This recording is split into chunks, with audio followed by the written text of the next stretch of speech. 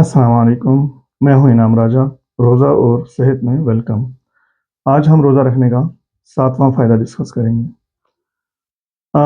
Inflammation जिस्म में एक प्रोसेस है। अगर आपको चोट लगती है कभी तो या इन्फेक्शन होता है तो फ़ौरन जो है जिस्म में एक अल्लाह का निज़ाम मुतहर्रिक हो जाता है और केमिकल्स रिलीज़ होते हैं और उस जगह पे स्वेलिंग सी हो जाती है। बेसिकली वो सब फ़ोर्सेस वहाँ पहुँच जाती हैं और जाके उसको ठीक करने की कोशिश कर रहे होते हैं। तो इसको इन्फ्लेमेशन कहते हैं, जो कि कभी चोट लगे, इन्फेक्शन हो तो होता है, तो अच्छी बात है, ज़ाहिर है अच्छी बात नहीं बल्कि ज़रूरी निज़ाम है अल्लाह का ये।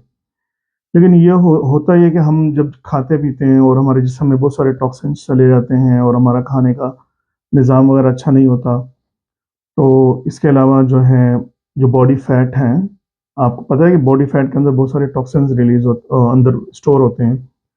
तो इन सब टॉक्सिन्स की वजह से बॉडी का निज़ाम हर वक़्त मुतहर्रिक रहता है फिर, और जगह-जगह सूजन होती है, घुटनों में सूजन, घुटनों में दर्द। तो इन्फ्लेमेशन की वजह से बॉडी वैसे ही सूजी रहती है और काम करना मुश्किल होता है, अब तकलीफ़ में होते हैं। तो रोज़ा रखने से क्या होता है कि जब आप रोज़ा रखते हैं, तो आपने फ़ायदा नंबर 2 दोबारा देखें, इंसुलिन रेज़िस्टेंस। इंसुलिन जो है वो कम हो जाती है। जब इंसुलिन कम होती है तो बॉडी की जो फैट है, चर्बी, वो हल होना शुरू होती है। जब चर्बी हल होना शुरू होती है तो उसके अंदर बहुत सारे, जितनी भी चर्बी है उसके अंदर बहुत सारे टॉक्सिन्स जो हैं वो स्टोर हैं बेसिकली। बहुत सारी बॉडी फैट जो है, हर तो नहीं लेकिन बहुत सारी बॉडी फैट जो है वो टॉक्सिन्स का या जहरीले मादों का स्टोर हाउस है बेसिकली। जब जिस्म से जहरीले मादे निकलना शुरू हो जाते हैं तो आप नोटिस करेंगे कि इन्फ्लेमेशन भी कम होना शुरू हो जाती है, आपकी सूजन, आपकी दर्दें भी कम होना शुरू हो जाती हैं।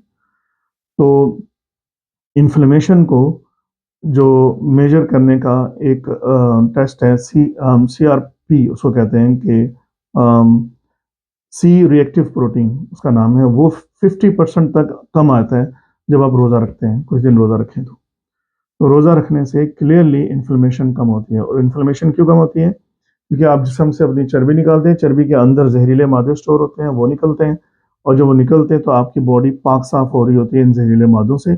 और जब जहरीले मादों से पाक साफ होती है तो ये जो फोर्सेस हैं, केमिकल्स हैं, अपनी जगह पे वापस चले जाते हैं और आपकी तमाम जिस्म जो है वो नॉर्मल स्टेट में आ जाता है। तो यही वजह है कि बहुत सारे डॉक्टर्स ये कहते हैं कि जब आप डिटॉक्सिफिकेशन करें, अपनी बॉडी से फैट रिमूव करें, तो एकदम बहुत ज़्यादा वेट लूज़ नहीं करें। इसकी वजह ये है कि आपके जिस्म में जैसे मैंने अभी डिस्कस किया कि बहुत सारी फैट स्टोरेज है और फैट स्टोरेज के अंदर टॉक्सिन्स हैं।